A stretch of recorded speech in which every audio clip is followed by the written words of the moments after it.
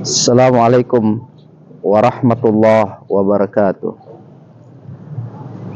Bapak Ibu, teman-teman semua, sahabatku yang insya Allah dimuliakan oleh Allah Subhanahu wa Ta'ala.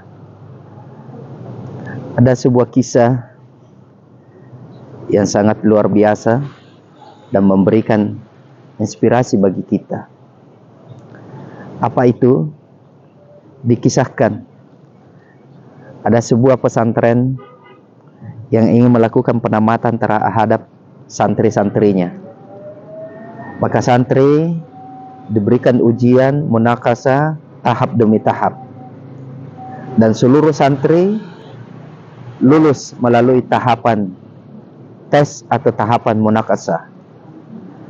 Dan tiba pada waktunya, seluruh santri dikumpulkan oleh kiai.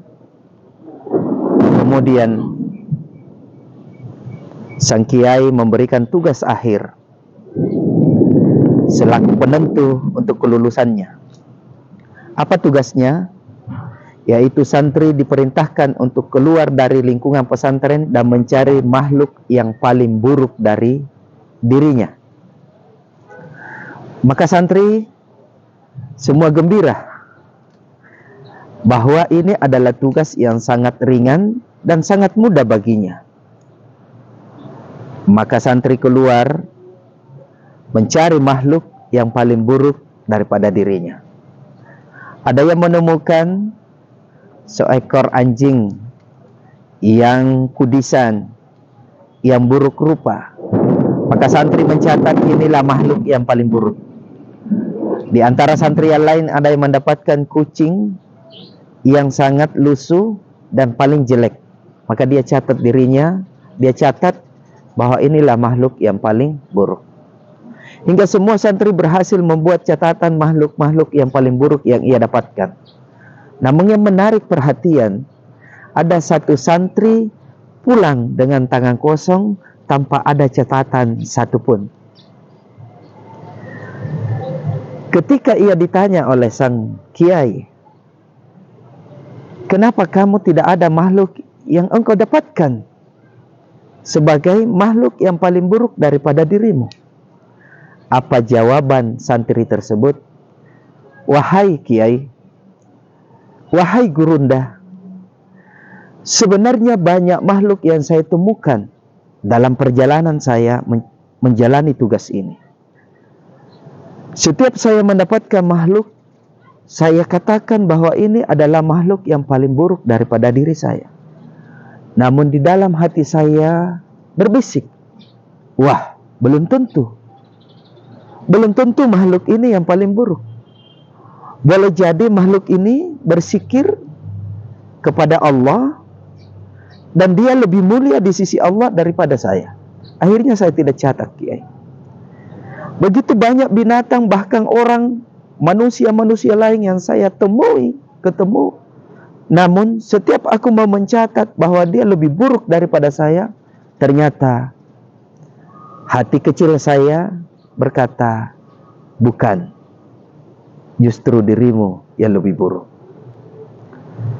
Hingga apa yang terjadi? Dari sekian santri yang dites, hanya santri inilah yang berhasil lulus dari tugas akhir yang diberikan oleh sang kiai.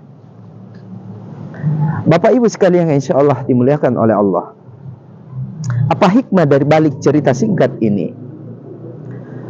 Bahwa sesungguhnya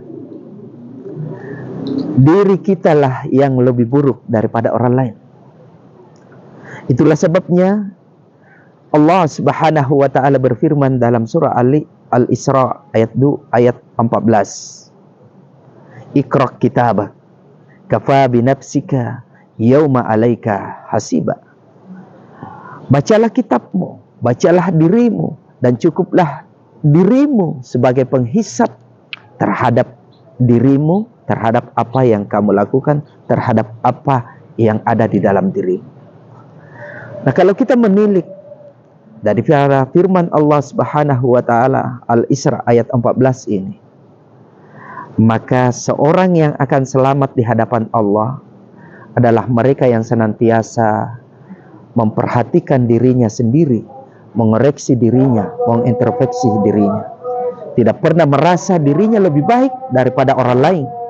Tidak pernah merasa dirinya lebih berilmu daripada orang lain. Tidak pernah merasa dirinya lebih paham, lebih tahu daripada orang lain. Juga tidak pernah merasa dirinya lebih kaya daripada orang lain. Terus tidak pernah merendahkan orang lain. Dia cegah hatinya, cegah dirinya, jangan sampai terbetik satu sifat buruk di dalam dirinya yang membuatnya dia sombong melebihi daripada makhluk yang lain. Karena ia tahu bahwa satu biji kurma terbetik di dalam hati ya kesombongan itu, maka Allah Subhanahu wa taala akan menghalanginya untuk masuk ke surganya. Bapak Ibu sekalian yang insyaallah dimuliakan oleh Allah, menjelang hari raya Idul Adha hari, mari kita introspeksi diri kita, kita hisab diri kita baca diri kita untuk mendapatkan kebahagiaan sekaligus keselamatan hati kita di hadapan Allah Subhanahu wa taala. Demikian, assalamualaikum warahmatullahi wabarakatuh.